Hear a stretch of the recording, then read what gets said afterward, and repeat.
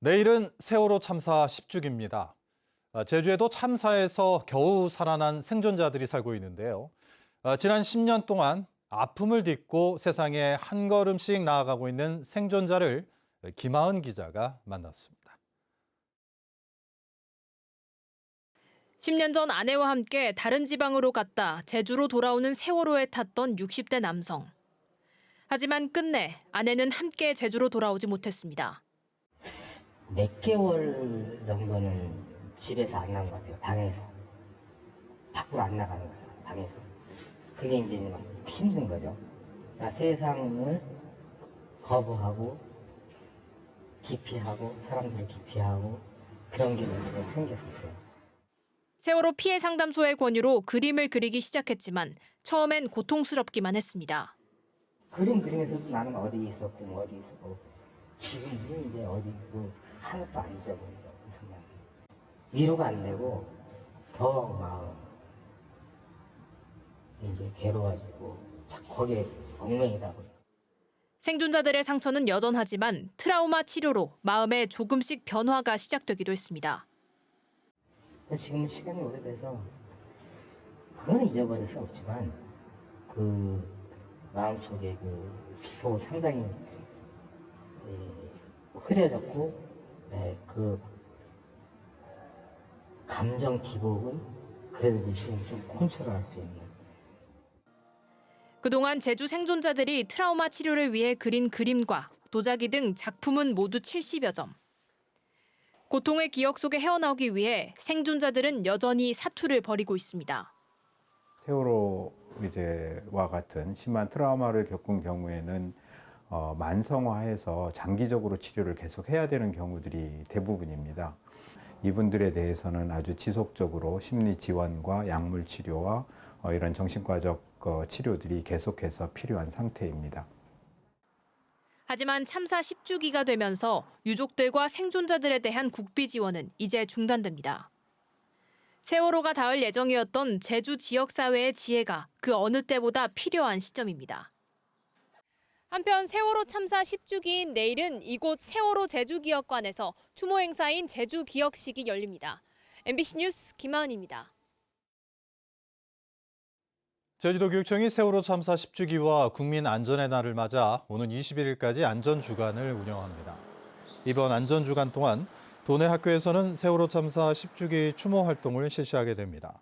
또 학교에서 자주 발생하는 안전사고 예방을 위한 학생 교육과 점검이 이루어지게 됩니다.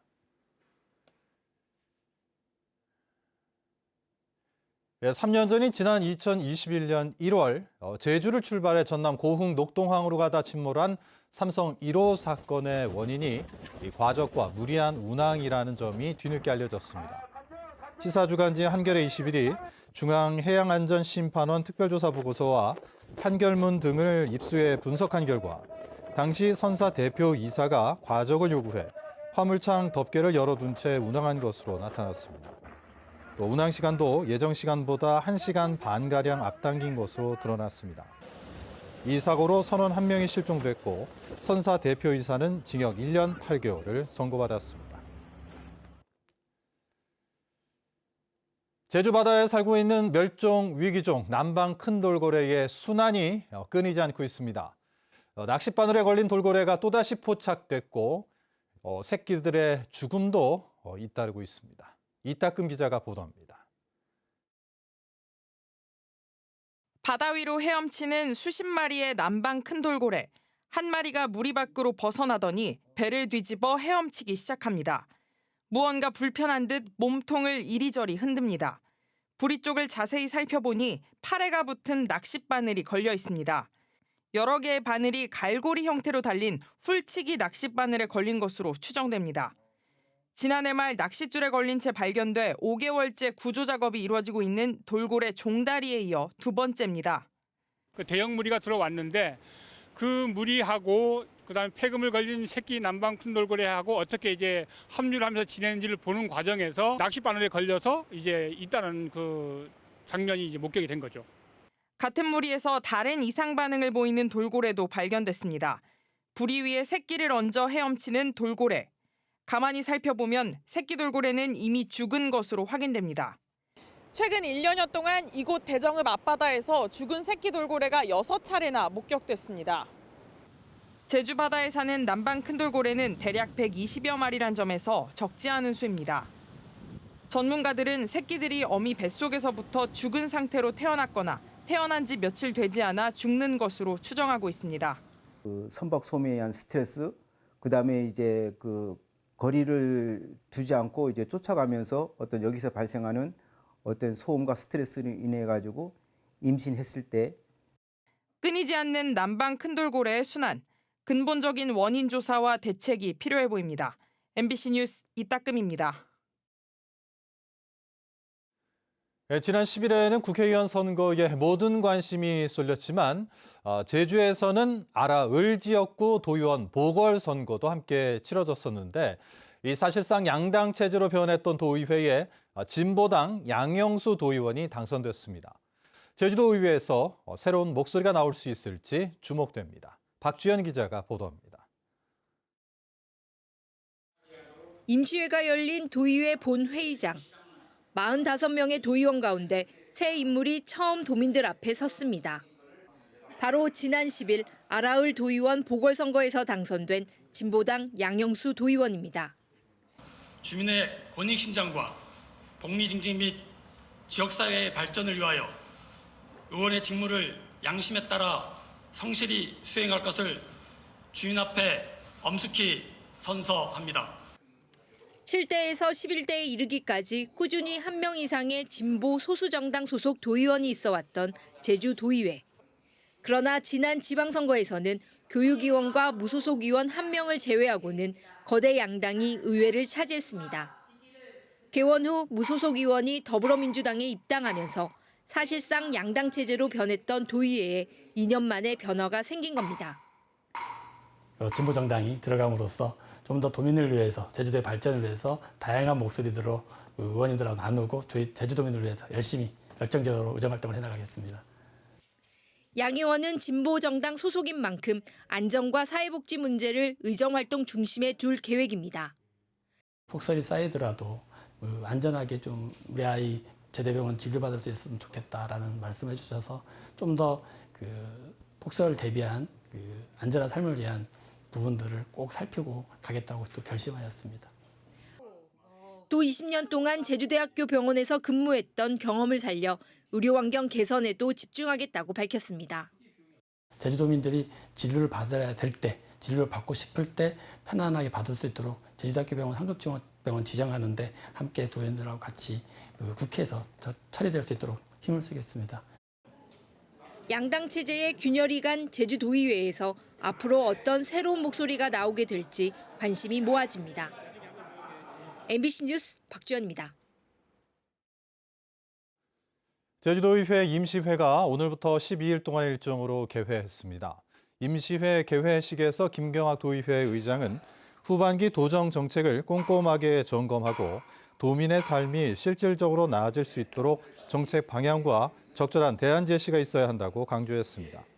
이번 임시회에서는 올해 첫 도정 질문과 교육 행정 질문이 진행되며 현재 추진되고 있는 제주형 행정체제와 선거제도 개편, 제주 환경보전 분담금 제도 도입 등이 쟁점이 될 것으로 보입니다. 지난해 결정된 4.3 희생자 보상금 지급 대상자 가운데 20%가 이 보상금을 청구하지 않은 것으로 확인됐습니다. 제주도는 지난해 제주 4.3위원회에서 29,625명에 대해 보상금 지급 대상자로 심의 결정했지만 이 가운데 20%인 5,945명이 보상금을 청구하지 않았다고 밝혔습니다. 이에 따라 제주도는 보상금 청구 안내문을 보내고 해외 거주자들을 위해 오는 20일부터 이틀 동안 일본 오사카에서 현장 설명회를 개최합니다. 한편 2022년 11월부터 지급된 4.3 보상금은 모두 2,962억 원입니다. 제주 동호천 지역에 공중보건의사 53명이 배치돼 오늘부터 진료를 시작했습니다.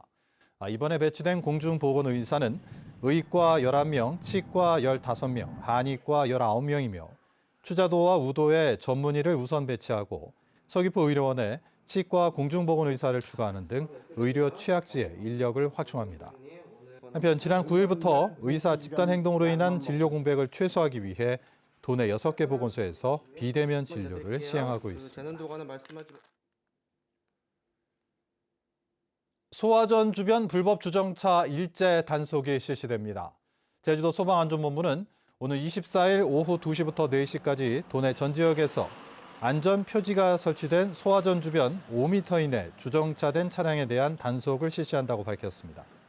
도로교통법에 따라 안전 표지가 설치된 소화전 주변에 불법 주정차하는 경우 승용차는 8만 원, 승합차는 9만 원의 과태료가 부과됩니다.